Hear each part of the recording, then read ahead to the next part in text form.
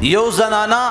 یو پیر صاحب ته راغله او ډېرې ګیلې شکوې د خپل خاوند نه کولې. خاوند ما سره دا ظلم کوي دا ظلم کوي او ماله چې کم دی پیسې ډېرې کمې راکوي او ما سره دومره ناروا روانه ده دا چل دی هغه چل دی. وایي ما ترې نه تپوس وکړو چې تاله ستا خاوند څومره ماهانه پیسې دله درکوي څومره؟ دا ورته وایي چې ما له 50,000 روپۍ راکوي. زما محترمو په دې خبرې سره دا زنانه نور هم په ژړا شوه چې په 50,000 روپۍ باندې زما شاپینګ نه کېږي زما حاجتونه پې نه پوره کېږي او پیر صاحب زما دې خاوند ته ووایه چې دا پیسې ماله لږې زیاتې راکړي دغه پیسې ماله لږې زیاتې کړي چې په دې سره زما شاپینګ نه پوره کېږي زما مسله نه حل کېږي.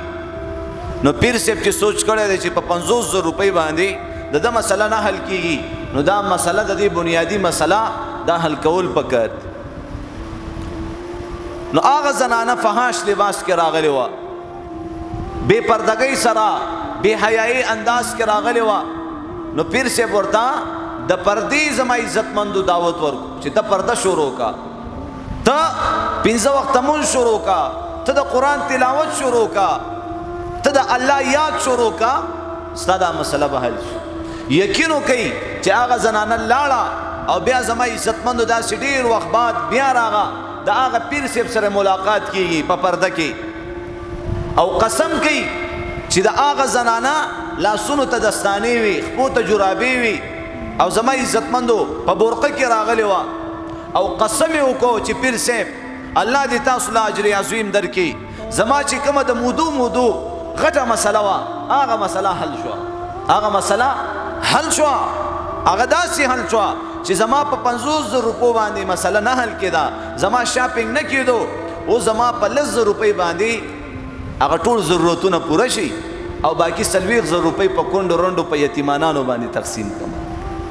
چې کله مونځ اودس شروع شي کله د پردې اهتمام شروع شي کله د قرآن تلاوت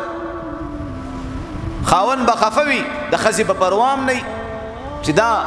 یو انسان مې خفه کړی که یو زناور مې خفه کړی او دې زنانه ته پته نشته